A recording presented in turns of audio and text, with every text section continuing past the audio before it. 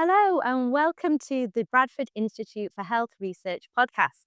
I'm Laura Proctor, and I've worked in the NHS for the last 14 years as a physiotherapist, providing older people's rehabilitation in the community and in hospitals across Leeds and Harrogate.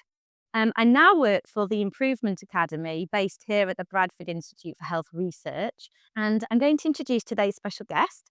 Today's guest is Tiffany Yang. Welcome, Tiffany. Tiffany is a research program director from the Institute of Health Research here at Bradford, and she has particular interest on working on how the environment affects our health. So, what's it all about, Tiffany? What is indoor air pollution and how is it different to outdoor air pollution? Thanks, Laura. So air quality, we start there, is the term that we would use to describe how polluted the air is.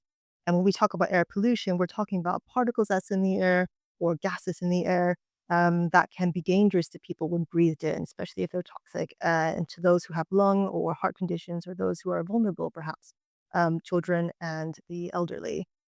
We think about pollution in terms of mostly particulate matter or PM, which is everything in the air that's not a gas. And it's made up from a very large variety of chemical compounds and materials, some of which are toxic. You might have some sort of natural sources of PM, such as pollen or desert dust. You can also have human activities that create particulate matter from cooking, wood stove use, fires, coal fires, forest fires, and also road transport emissions like the wear and tear from tires and the road surfaces and brakes. We talk about particulate matter and air pollution. A lot of times, what we focus on are the very small particles, PM 2.5. They're so small that they can enter your body when you breathe them in, and it goes into your bloodstream, and then it can go on to affect your heart, your brain, and other organs.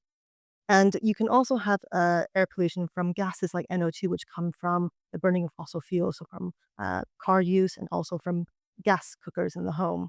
Indoor air pollution and outdoor air pollution are both air pollution, but the differences might come from what the sources of the air pollution are.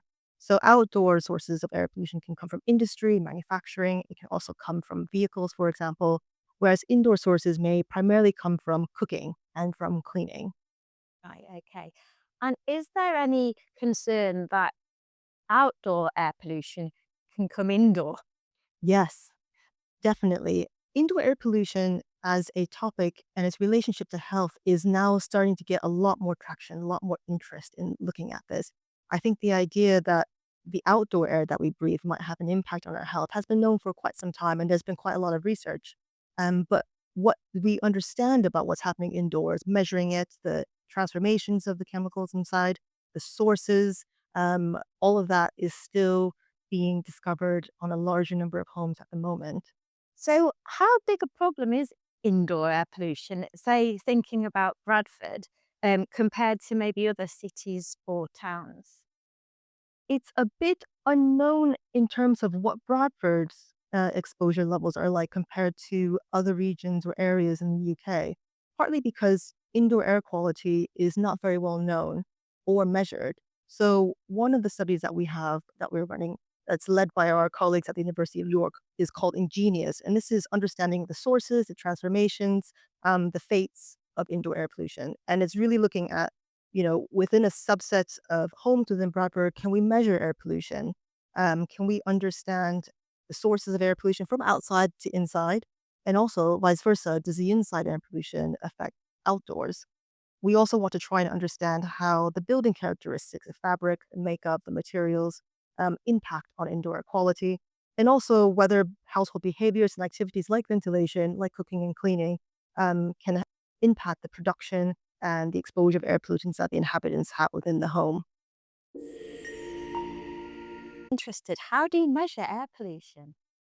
There are lots of different ways.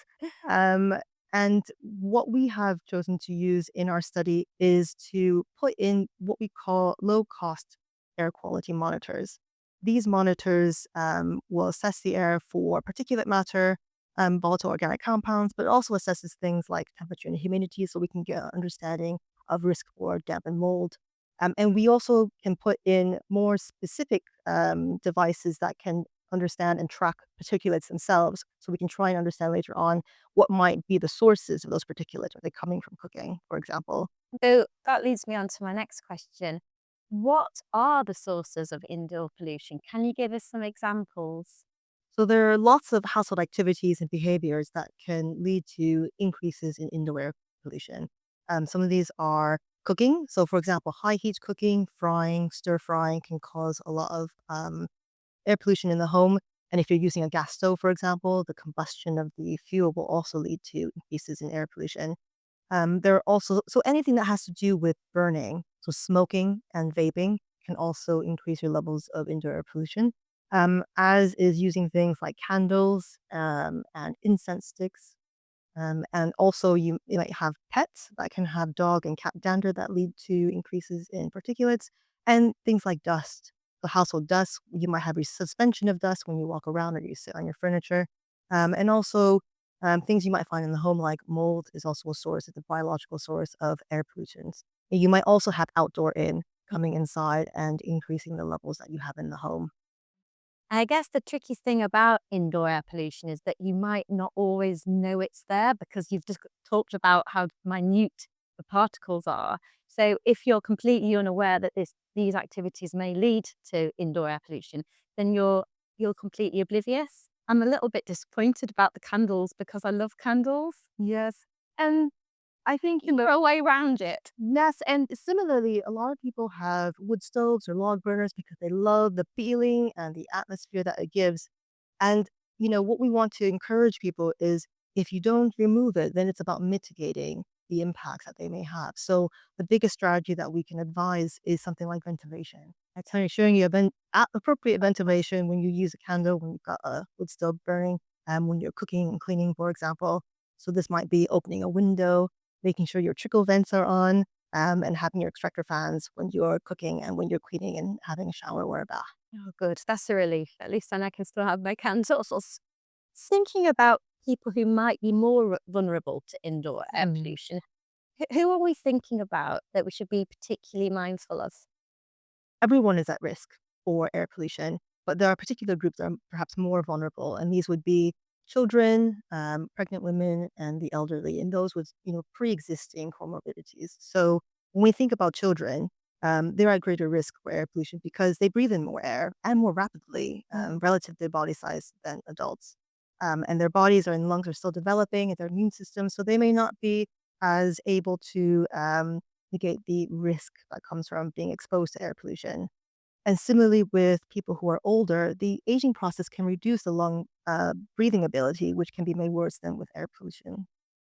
Pregnant women, you might have inflammation and or stress that's caused by exposure to air pollution, and this can disrupt the growth and development of the fetus, for example. And for those who have pre-existing conditions like asthma or COPD or chronic diseases like cardiovascular disease, breathing in polluted air can trigger inflammation and puts additional stress onto the person. How would you know if you're being exposed to indoor air pollution? What kind of signs or symptoms might you experience? If you have a If you've got a existing, pre-existing condition, yeah. you might have exacerbation of your existing symptoms, for example. And what about if you're not someone who has a pre-existing condition, but it is starting to affect you? What might that look like? You might also see some symptom exacerbation, for example. But air pollution, like you said earlier, it's often hard to see because we're not able to see a lot of these really tiny particulates. Mm, It's about being aware that we should always be thinking about the quality of our air. mm. So even if we can't see it, we should be thinking about ventilation, making sure that our buildings have enough air exchange with the outside. I'll tell you something interesting. I'm currently living in York, and there's the Nestle chocolate factory in Mm. York. And I was walking my dog a good, I'm going to say 3 or 4 miles away from the chocolate factory. And on one particular day, the wind must have been in a particular direction, and I could smell the chocolate. And it actually made me think if I can smell the chocolate from that distance, then air pollution can travel quite the distance, and it just made me a bit more aware of it.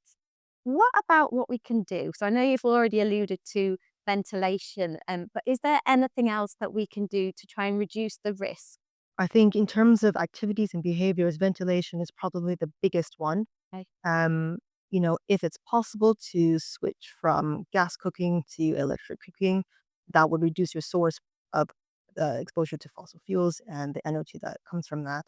But there are other things that you might be able to do, such as um, vacuuming more or using wet wiping or wet dusting instead of dry dusting.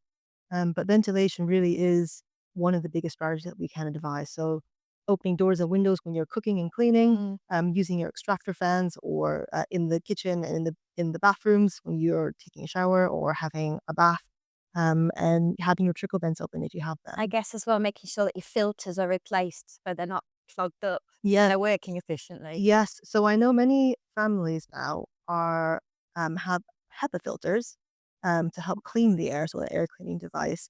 But those also have filters in, and Mm. that do need to be considered in terms of when it's time to clean them and replace them. It's very reassuring that there's a lot that we can do, take positive steps to actually minimize the impact of indoor air pollution on our health. Thank you so much for talking to me today. Is there anything that you, or a few things that you would like those that are listening or watching just to take away and put into practice? I think it's important to do what you can, and a lot of times what that means is to continue with the activities, but to try and find ways of reducing any potential harms that might come from them. So that would be mostly around ventilating. Doors and windows are your friends, fans, extractor fans, trickle fans. Brilliant. Thank you so much, Tiffany.